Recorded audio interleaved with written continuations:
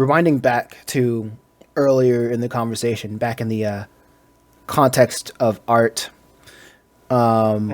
who like I remember you talking about earlier. You were saying you were a forever student, and Yes. who do you like? Do you have a certain figure that you usually go back to, or to improve upon your craft?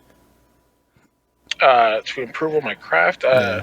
not specifically a certain figure to I guess who I'm like trying to mirror or learn from. I do learn from a lot of different YouTube creators. I know one of them, his Instagram name is Bluefay. Then there's Ethan Becker on YouTube. Love his exemplifying. One of the animators that I'm kind of sort of learning from right now is Havtza. It's Havtza. Mm-hmm. Havtza. Um, Love their short animations. I'm kind of like studying their style and how they're able to produce their animations quicker, but also with high quality. Yeah, but I mean, at the basis, I am 34, and I started my manga animation company, 3 years ago when COVID hit.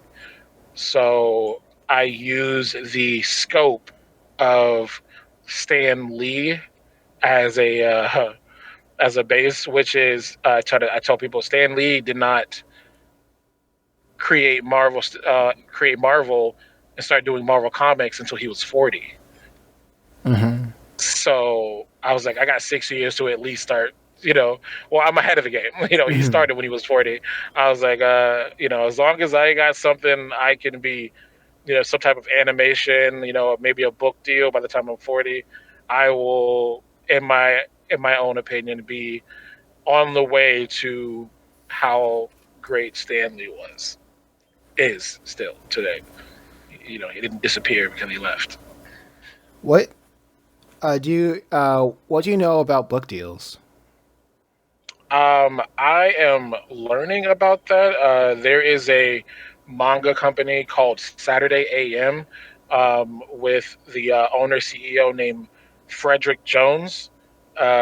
He, I mean, he's been in the business, for years, but they recently and are still releasing their own line of mangas, which I want to say 2 years ago they did not have any book. They didn't have a book deal. They didn't have any physical mangas out.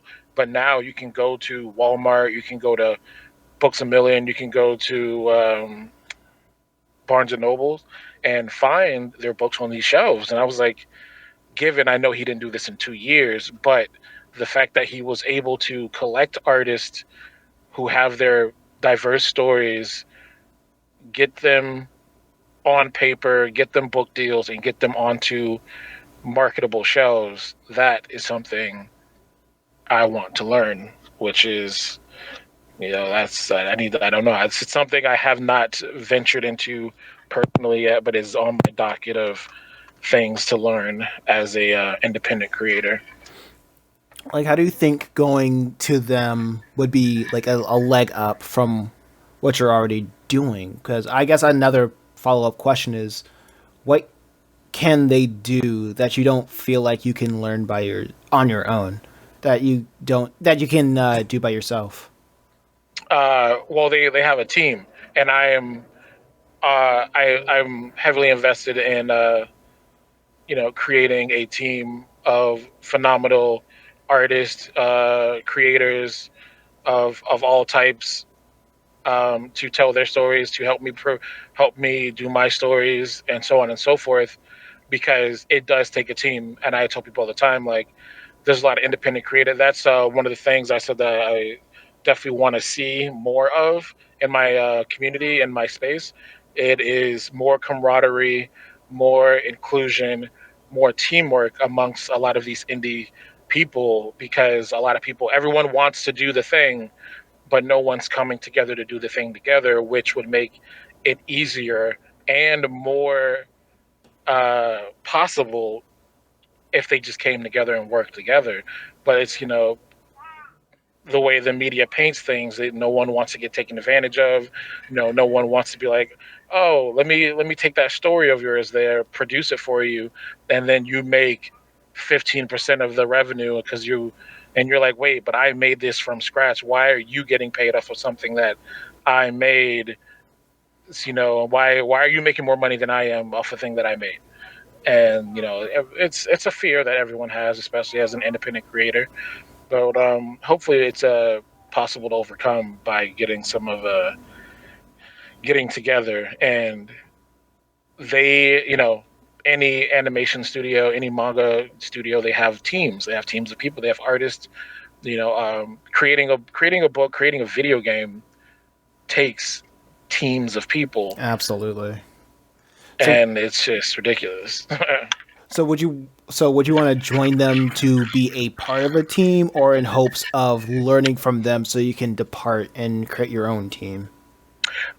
Saturday AM has held some events in the past where they try to add on different stories, to bring people on. And I have this is back when I was still like this was like a year and a half ago, before they had their book deals. I put in some of my art. I tried to join. I didn't make it, and I was like, okay, that's fine. I didn't make it. I didn't quit because that was just one thing. A lot of people are trying to join the big houses like Shonen Jump and things like that, like Kodansha, what have you, Mappa. But I mean, if they were to come, I mean, it might sound a little, egotistical, but if they came to me and were like, "Hey, join our team," here's a deal, and I would definitely, I would take them up on that. But that's not my goal. I won't say it's not my goal. It's just not my focus, Mm-hmm. because I want to produce. I'm not producing to be with them. I'm producing to produce. I, Mm-hmm. I want I want to produce my manga. I want to produce my video games, and I want to do them correctly and quality. And if that happens to catch the eye of someone who is professional, then I would yeah, we'll see where that takes me.